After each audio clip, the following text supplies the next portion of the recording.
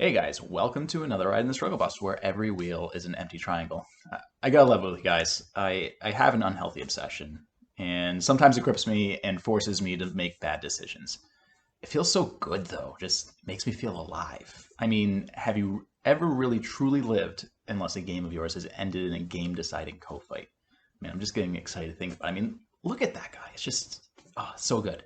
Anyway, today's topic is everything co-fights. And let me tell you, if you couldn't tell, I love a good co-fight. Seriously though, I consider co-fights to be the most elegant part of the game of Go. The fact that such a simple rule as you can't repeat the previous board position yields such a glorious thing. It's just truly amazing. Before I was the driver of the struggle bus, many people knew me, and some still know me as Go Gabe Go. And I've joked around many times that I should change my name to Co Gabe Co. I like them that much. But sadly, not everyone feels the same way about the greatest part of the game. I've helped many players, including single-digit Q players, who just aren't comfortable with Co's. I've seen way too many people play bad variations because they didn't want to get involved because it involved a Co. And in doing so, they just let their opponents off way too easy. And in a lot of the situations, the codes were actually beneficial for them, but they still just shied away from them. So I plan on going over the basics of codes and getting into some nuances that'll also help out our single-digit Q players. It can't always be about new players. And plus, codes they've got so much love to give. There's more than enough to spread around. So this video will have a little bit for everybody. Double-digit Qs will get to learn the basics of codes. Single-digit Qs will get to learn some of the nuances of them. And strong players get to point out all the things that I got wrong. And with that fanboy intro out of the way, let's go! Okay, guys, let's start at the beginning with this one. What is a ko? As I mentioned in the intro, you're not allowed to play a move that creates the previous board position. That is the rule that creates a ko. So in this position, black can capture the marked white stone. The stone that black just played, though, is in Atari. So white is able to capture it right back if he plays where the previous stone was. White's not allowed to create the previous board position, though, so he's not allowed to play it there. Regardless of how many times I click and try to play it, it won't let me do it. So if white wants to take back, what he needs to do is he needs to play away, which will change the board position so that he can then next turn go back and capture. But of course, black just fills. And this makes white sad. But white's smart. He's figured out that if he really wants to capture that black stone, then he needs to play a move that black has to answer. And when black answers that move, then white can come back and capture. And this is the process that makes a ko and a ko-fight a ko-fight. And often you're fighting over a lot more than just one stone. Sometimes you're fighting over the life death of an entire group. And sometimes the outcome of that ko-fight is going to dictate who wins the game. So you can't just ignore ko-fights. They're a big part of the game. So let's get you comfortable with ko's, because a lot of you who are watching this right now are not comfortable with ko's. And I think for most of you, it's likely because you aren't comfortable with fighting in general. And I'm going to have a video that goes over the basics of fighting. I'm going to say this in that video as well. Your playstyle might be one that avoids fights and ko's, but sometimes your opponent creates a situation where a fight or a ko happens and one of you is going to die. You can avoid it all you want, but sometimes your opponent brings the ruckus, so you need to know this stuff. So let's look at an example that you could see in a Sumego, which is exactly where the next example comes from. In this example that many of you may recognize, the only way for white to live here is with a ko. White plays 06, and then black captures, which starts the ko. Unfortunately for white, though, he'll not be able to save this group because he can't play a move that black has to answer. In most real game situations, though, that won't be the case. There will often be moves that black would want to answer. This board position, unfortunately, is not it. So white can try playing, and then black finishes off the ko. So we now know what a ko is. And before you get involved with the ko, there are two very important things that you need to identify. And they're pretty much directly related. The first thing you need to figure out is, what does each person get if they win the ko? What do you get for filling the ko? What does your opponent get for filling the ko? Does it kill a group? Does it just save a few stones? Or just one or two? Once you know that, you need to figure out how big the ko is in the context of the game. At first, I recommend identifying the size of the ko by small, medium, or large. Ultimately, though, it's best to understand just how many points the fight is over. Some co's are only over a handful of points, sometimes even only one. Others involve 4 or 6 stones. And then there are ones where the difference between winning and losing is 30 or more points. Those are the ones that generally decide the game. And it's really important to understand exactly what you're fighting over because, so he kind of glossed over this earlier, but let's go over a very important term, co-threat. He mentioned that if you want to win a ko, you need to play a move that your opponent's going to answer so that you can retake the ko. The move that you played that your opponent has to answer, that's what we call a co-threat. And if your opponent ignores the co-threat to win the ko, there will be hell to pay. Maybe. So your opponent is going to answer your threat, so now you can retake the ko. And now it's his turn to play a co-threat that he thinks you are going to answer. Because if you ignore it, there's going to be hell to pay. Maybe. So you answer your opponent's co-threat, and then he retakes. And now it is yet again your turn to find a co-threat. Isn't this fun? So it's really important to understand exactly what you're fighting over, because that's going to dictate just how big the co-threats need to be. If you're fighting over a 20-point ko, you can't be playing 4-point co-threats. Because if you play a 4-point co-threat, you know who's not going to answer that threat? Me. I'm not going to answer that threat. Your opponent, well, he just might. Unless he's also watching this video. Then he also won't. He's totally not watching this video. You got this. If your opponent is the one playing 4-point co-threat during a 20-point ko fight, ignore that. Ignore that threat and go win the ko. So let's take a look at an in-game example of a ko fight so we can go over ko threats and why they're important and understand them a little better. For this first in-game example, I want to go over ko threats and why they're important and kind of what we're looking for when we're trying to find them. So in this game, a ko starts when white captures at A13. So at this point in time, we're now in a ko fight. And we need to figure out what we're actually fighting over. So if black just simply refuses to take part in the ko and fills here, white gets to connect, and now all of his stones here are saved.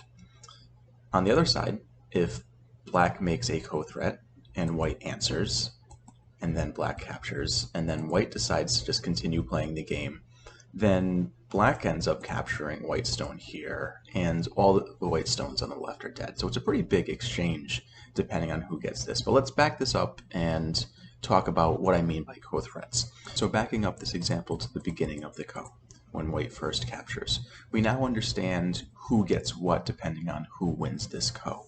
So now it's up to the players to find what we call ko threats, which threaten to get something if your opponent ignores it. So in this situation, black plays S4.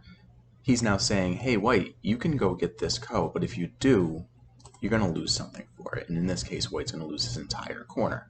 So this is the compensation that black will get for losing the ko on the upper left. He will then get the corner on the lower right. So in this situation, white's going to say, well, that's too big, so I need to protect that because that threat that black is presenting is too big right now. And so white answers, and now black is allowed to retake. And so now it's up to white to find a big threat that he feels black needs to answer. Otherwise, he'll get some sort of compensation. So white could play, for example, here. And if black then goes and captures the ko, white gets to cash in on his ko threat, which is then capturing these 3 black stones. So this goes back and forth, but this is what we're looking for when we're looking for ko threats. So backing it up yet again to when white needed to find a ko threat. If white simply played here, threatening to capture the G6 stone, that's just not big enough. It is a ko threat. White will get some compensation for this, but it's just not enough. And black will capture, and then white will go and capture this 1 stone. So while G5 was a ko threat, it just wasn't big enough. So this is kind of what ko threats intent are. It's saying, yeah, you can go win that ko, but I'm going to get something for it. And hopefully what I get is bigger than what you got for the ko. But eventually that isn't the case anymore. Somebody's going to run out of meaningful threats, and they're going to end up losing the ko. So now that you understand what we're looking for ko threats, let's take a look at some more examples. In this example, I want to take a look at an entire ko fight with the goal of going over just how big the co-fight is. Figure out who has what for co-threats and play through what a co-fight could actually look like in a game. Looking at this co, it's fairly large. It's about a 30-point swing based on who ends up winning it. And the winner of this co is likely going to end up winning the game. Both players do have a good number of large co-threats though, and they'll need to be answered. But eventually somebody's going to run out of large threats. So let's take a look at this fight and see who runs out of threats first. So black starts the ko when he captures at S12. So it's white's turn to find the first ko threat, which he does when he threatens to capture these stones. So black answers that and white retakes the ko. So now it's black's turn to find a ko threat. He goes after the upper right hand corner. And so white will answer this, which he does, which allows black to retake the ko. So back to white. White follows up on his previous ko threat with a very similar one, and black captures, which allows white to retake the ko. Black now again threatens to kill the upper corner, and so white defends, and so black retakes the ko. And so white goes on to his next threat, which is this, which threatens to cut off that central group, and we'll end up killing it. So black is going to connect and answer that. White retakes the ko. Black yet again goes after that upper right hand corner, and white captures, and black retakes the ko. Now this one's a little tricky to see, but this does threaten to kill black's upper group there, those 5 stones. So black does answer, white retakes the ko, and now black plays c6. So far every threat's been big enough to answer, but now we get to black playing c6. It's definitely a ko threat, but is it big enough to answer, or should white just win the ko here? Going over the details of the decision is a little much for right now in this video, so we're going to come back to it at the end, because it involves some concepts that I want to go over first. So let's look at another example. I'm just focusing on identifying ko threats and whether or not they're big enough. Looking at this ko, if black wins the ko, he kills the 4 white marked stones and gets a really large territory in the bottom. If white wins the ko, black doesn't get those things. If we had to give a rough estimation on this ko, it's worth about 25 to 30 points, which is the same size as the ko in the previous example, so also a large one. Before we get into this though, the intent here is not to do a crazy deep dive on this board position. Let's just look at the ko for the ko's sake. Stronger players are going to see something bigger going on with this ko, so don't bombard me with comments telling me that I'm missing the big picture. Actually, please do. I enjoy getting the comments. It was big there, and it's big now. If black wants to win this ko, he needs to find a ko threat that rivals 25 to 30 points. I've labeled 7 ko threats. If you were black in this game, which ones would you consider to be big enough to be a legit ko threat? If you were white in this game, which of those ko threats would you ignore if your opponents played them? I know the answer to the second one. I've seen you play. You'd answer all of those ko threats.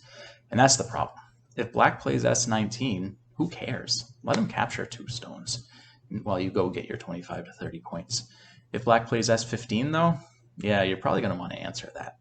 So let's go over the labeled ko threats and figure out if they're worth responding to. If you want, you can pause this video and figure out which ko threats you think are big and which ones you think are small. Or if you have no idea, just sit back and enjoy, and we can go through them afterwards. Okay, let's start with taking a look at these ko threats. Let's start with 1. It's moving on. Taking a look at 2, it's a pretty big threat. It threatens to greatly disrupt white's largest area on this board. Also, this ko threat has further follow-ups, so we can likely string together a lot of threats here. 2 is a good threat. 3 is a tricky one. It takes a bit of reading just to see how big it is, but I think we can agree that it also threatens one of white's large areas. I would expect to answer this one as well. 4 is probably the worst of the labeled options. All it threatens is to kill 2 stones. White's big group over there is still alive. White should really be happy if black came up with this ko threat. 5, on the other hand, threatens to chunk off the lower 6 stones. That one's big, and I would expect white to answer. 6. What are your thoughts on 6? Big? Small? An obvious breaking of rule number 3? The world will never know. 7. 7's not as bad as 4, but it's still not great. It does things, it's just not big enough. It captures 2 white stones, increases black's territory a little bit, it reduces white's territory a little bit, and it has follow-ups. White should still ignore this one though. And finally, 8. 8 is tricky, because while it looks reasonable, black should not play it. It looks like a half victory for black, but what you guys need to know while looking at this board is that black actively chose to start this ko when he played M5. He wants to fight this ko. If he wanted O4, he would have just played it instead of starting this ko. So using it as a ko threat isn't consistent with his intentions. but it's a good threat to play later if the ko starts going poorly. In game, black chose to play c5, and white ignored. Whoops. White went on to lose this game. I mentioned at the top that I'm going to go over some nuances in this video, so we have the first of those now. For our newer players out there, don't worry if this seems a bit much and you don't really get it. I just really love ko's and wanted to go over all the things. But anyway, the first little nuance thing I wanted to go over is that ko threats are typically gote. And what I mean by that is this.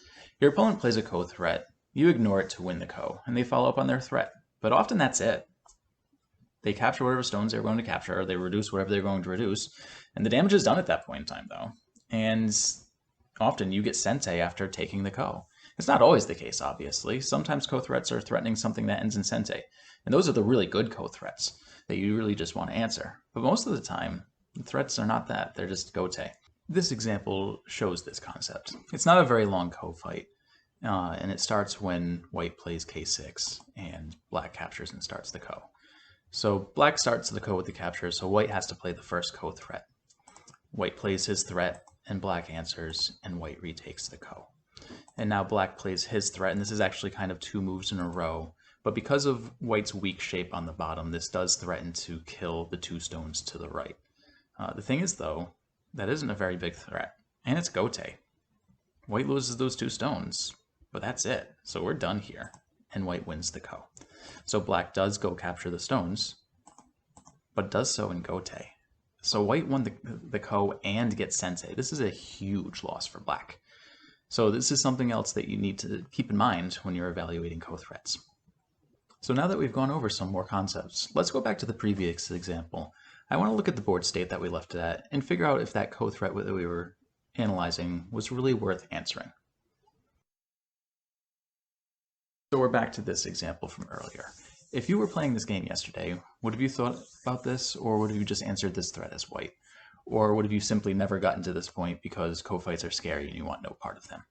Now that I'm forcing you to think about it though, do you answer this threat at white? There are 2 things that we need to consider here. The first and more straightforward one is this threat big enough? It's a pretty big threat, but it's not as big as the ko. So do we answer it? Well, there's another really important thing to consider. Both players are running out of ko threats here. Black has already played one that's smaller than the ko, so it stands to reason that his next ko threat will be even smaller than this one. So if white still has very large ko threats left, it's in white's best interest to answer this, play one of his big ko threats, and then give black an even smaller ko threat later. And in this case, white does have a pretty scary ko threat left, so he would fix this, black would retake, and then he would play his very scary ko threat. Because this move threatens to kill black's group if he loses the ko, and even if he wins the ko, black is going to be giving up these stones in the top. So that's tough to see, but it's important to consider when your opponent is running out of ko threats. If you still have them, you can force them to take even, play even smaller and smaller ko threats, so that when you win the ko, they really don't get much compensation for it. So sorry guys, I can see that a lot of your eyes are glazing over, and I get it. This stuff isn't easy. Don't worry though, the next 2 topics aren't any easier. The next nuanced but really awesome thing, flower kos. Well, some people call them flower kos, some people call them picnic kos, and to help explain what a flower or picnic ko is, we have this very simple question. What do flowers and picnics have in common? Defeating your enemies on the field of battle, of course. Really, to figure out what a flower ko is, you answer the same basic questions that you do for all kos. What does each person get if they win the ko? What do you get for filling the ko? What does your opponent get for filling the ko?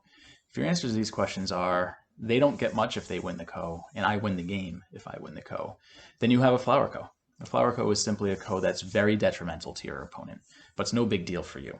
I have 2 examples that show this concept, and the first one is just very important because it shows a situation that likely comes up often in your games, and you don't even know it because you're afraid of kos, and so you don't look for them. So we're used to seeing this Hane in the first line as an endgame reduction move. We shouldn't be playing it before the endgame because it breaks the Strugglebus basic rules. But we do see this a lot in our games. We're also used to answering this stone by ataring and then connecting.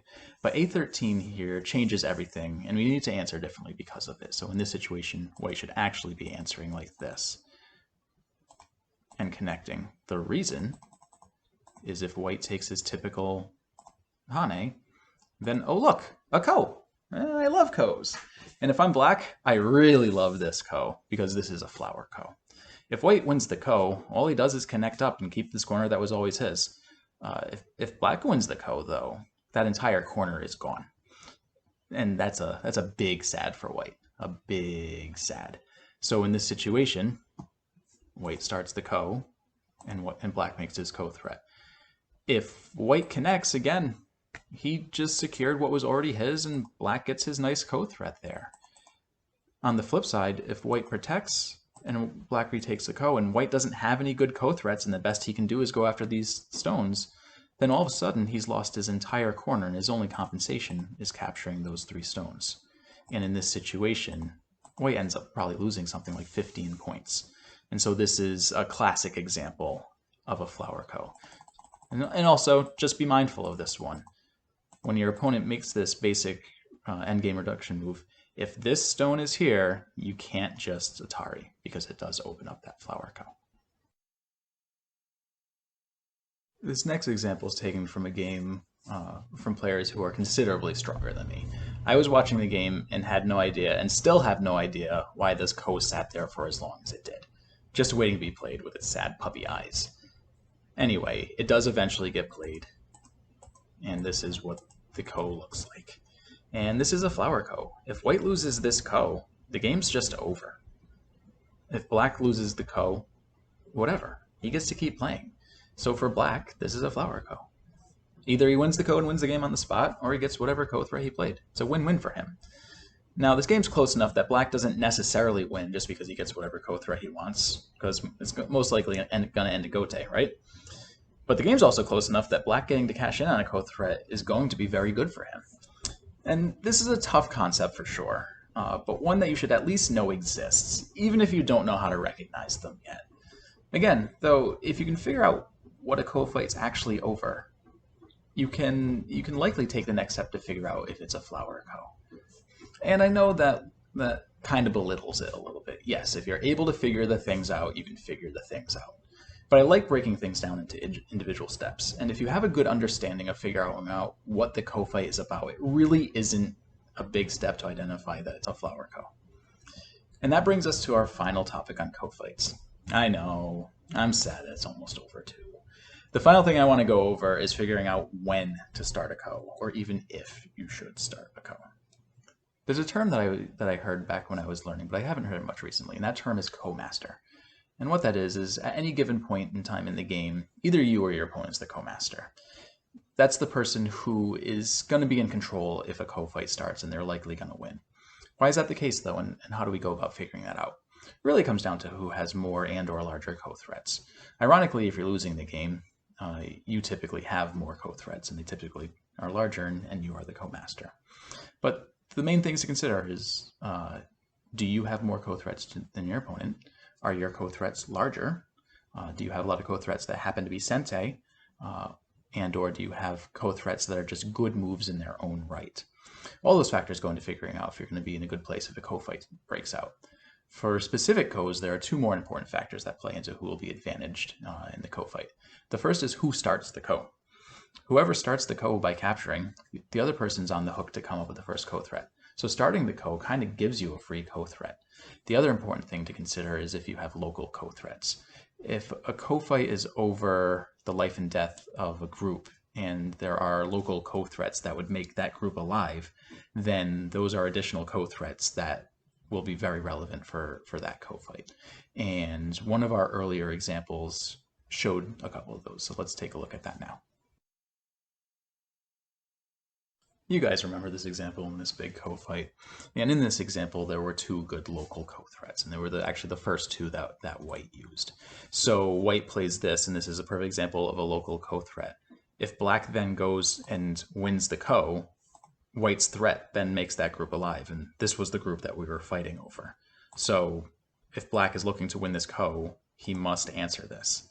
And then white's second ko threat was the same exact thing. If white gets this, then he wins the ko anyway. So these are ko threats that simply must be answered. And so they don't go into who's necessarily the ko-master, but they do go into local co fight that these can be used to just completely nullify the co. So now that we know a little bit more about what it means to be the co-master and local threats and analyzing who has more and less threats and who has more, or less to gain out of a co, let's end this video with one more example that goes over, is now the time to start this co. So, oh look, it's this game again, the one where we gave up 2 stones to win a co. And here we are looking at another really interesting co. So we're now later in the game, and there's a very big co lurking here. White can play A11 to start a co for that entire black group, but should he? It's a big co, and it kind of looks like a flower co, right? If white wins this co, black dies, and if black wins this co, whatever. The problem is black has a bunch of huge co threats because of the weakness at F2. Also, black's the one who starts the co, so white's the first person who needs to find a co threat. So what's important in this situation is to realize that while this is a great co for white, he has to find the right timing, which unfortunately is not now. White should either wait until F2 is fixed or wait for a fight to start. Or maybe even go start a fight. Because if you're in a fight, there are pretty much an infinite amount of co threats. How often are you in a fight with your opponent and you're willing to give them 2 moves in a row? So if you go and start a fight, then you can generate a ton of co threats, which is very advantageous when you have a co like this on the board. Also, black knows that this co threat is here, and he's going to want to fix it. And if he spends his sensei move to go fix this, that's great for you, because it basically gives you 2 moves in a row. So the onus is really on black to fix this before it truly becomes an issue. So white needed to realize in this situation that he wasn't co-master, and so this wasn't time to start the co. He either had to wait until he was co-master, or just accept the fact that black was going to have to spend a move to fix this lurking co threat, and that's okay too. But starting this now is just too early. In this game, unfortunately, white foolishly started the co and wasn't able to get anything meaningful from it, and lost the game. White was dumb. Don't be like white. I was white. So, that was all things co. How are you guys feeling about it? You catch it all? Ready to apply all the things and go win some co fights? Overwhelmed? I know, it's a tough topic for a lot of people, and we went over a lot of things today, and a lot of it was not the easiest stuff. But hopefully, wherever you are in terms of understanding codes, you now know a little bit more about them. And maybe this video is one that you'll need to watch more than once to really understand some of these concepts. Watch the video, go think about it, play some games, come back a week later and watch it again. What I do hope, though, is that you're at least more willing to play codes now. Hopefully they're less scary and your opponents are more worried about them than you are. And if nothing else, you likely know how to identify a co threat that's actually a threat or not. That's really the biggest takeaway from this video. Understands that not all co threats are created equal, and a lot of co threats just really aren't valid threats. So ignore them and win some co's and win some games. For those of you who enjoy this style of how I present information for the game and are looking for reviews and or lessons, I am available. My information is listed below. Or if you just want to get back to the channel, it's a great way to do that as well. Otherwise, thank you for coming out for another ride in the Struggle Bus, where every wheel is an empty triangle. I'll see you guys next time.